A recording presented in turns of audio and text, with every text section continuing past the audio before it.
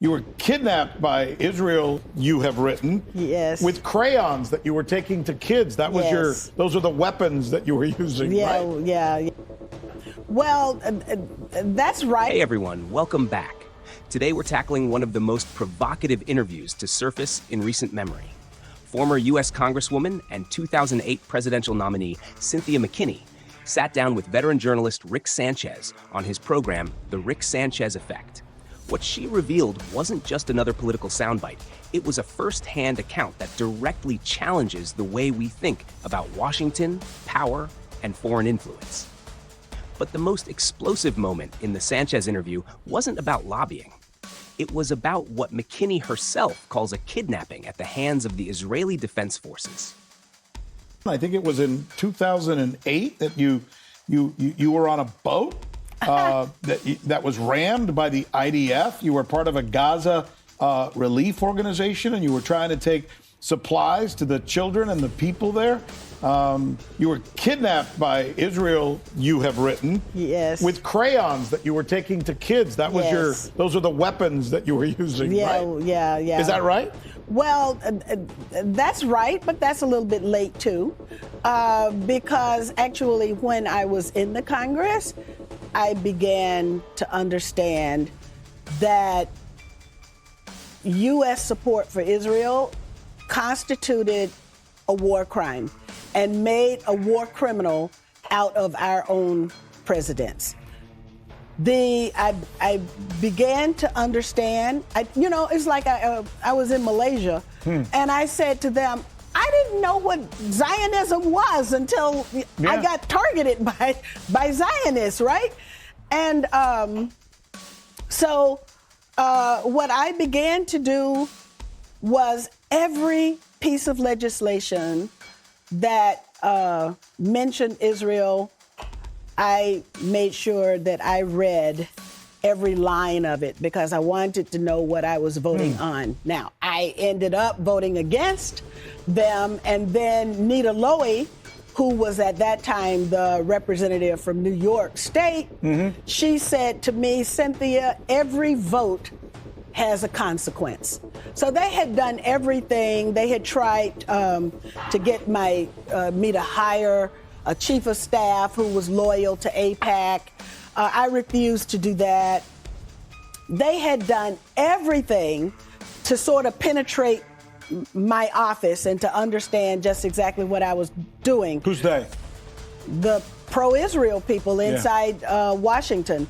And of course, every member of Congress, they know more about you. Trust me, they know more about you than you know about yourself. Wow. And they make it their business to know more about you. I have one member of Congress who told me the story. I don't know if we have time, but she told me the story about how she got entrapped by them. They offered to do her campaign records for free. They offered her a CPA, certified public accountant. He did her campaign records and then with no problem. And then he offered to do her personal income tax records.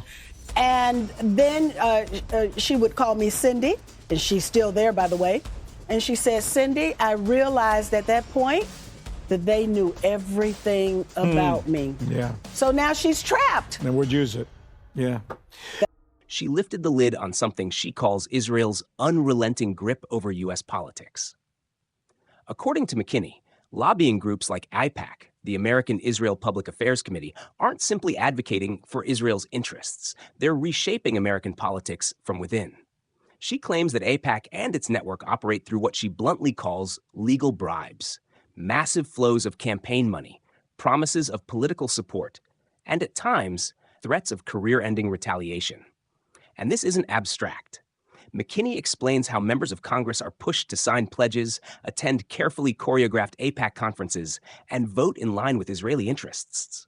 Those who resist, she says, are swiftly targeted. We're a congressperson. It behooves me to ask this question. It seems to those of us out here looking at our country and our government, like every single person who is an elected official in Washington is at one point or another owned by something Yes. or someone.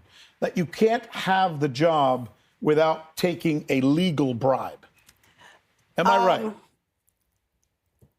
I hate to. I said legal. Yeah, I know, and sometimes illegal as well. Because like for example, I had one guy come to me and say, this president likes you, and not a U.S. president, and we can set you up with him. I mean, there's all kinds of bribes that are available if you say yes, and probably the first yes is, hey, we're going to play cards in Las Vegas. You want to go with us? And I said no to all of it. Trips. And I thought, yes, all of it. And I thought that I was elected to go to work. But, the men down in the gym, the ladies in the salon. And so then who actually is running the government? It's the staff. And then those staffers can call yay or nay on any vote. Wow. I made it a practice that after I was embarrassed by one of my votes, I made it a practice that I would read every bill before I voted on it. And as a result of that, I became PNG, persona non grata. So what you're saying is that the people who we elect are not the people who are running the government? Absolutely correct. Wow.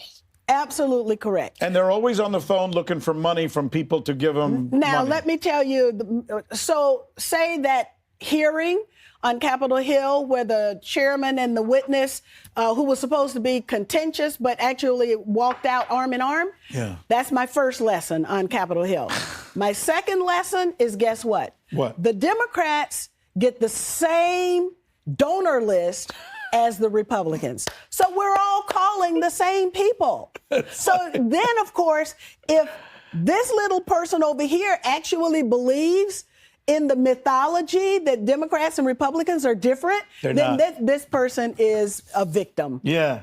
That's right. So in other words, if I make these cups of coffee and I want you to help my company and I'm going to give you money to do something to give me free no tax plan with my company that makes these cups of coffee, I go and I give $50,000 to you, the Democrat, and then I give another $50,000 to the Republican. That's right. It's the same thing. That's right. And I'll take it even further. So now you've got the members of Congress who understand that this is a game, and the game is actually being played on the people, not just of the United States, because, one of the things that I used to say is that all roads lead to Washington, D.C. And so as a result of that, the whole world is the playboard or pitch or playing field of the people in D.C.